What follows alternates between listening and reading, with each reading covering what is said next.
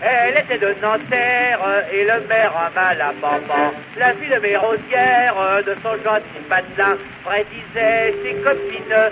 Ça nous embouche en point, sa vertu est en Chine. Si ça n'allait pas plus loin, c'était pas vrai, preuve en effet qu'elle avait une chambre en bois. Et pour que ça ne se voit pas, elle se faisait mettre par en dessous des rondelles en caoutchouc. Elle avait une chambre en bois, mais comme elle portait des bas, ceux qui n'avaient pas tenté ne s'en seraient jamais doutés. Bois, bois, elle avait une chambre en bois.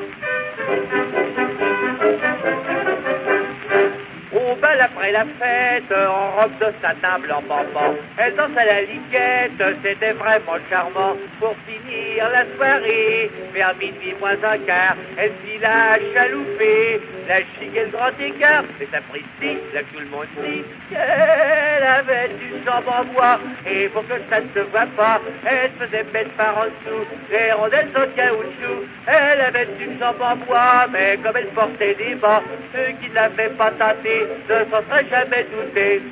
Ouah, ouah, elle avait une jambe en bois.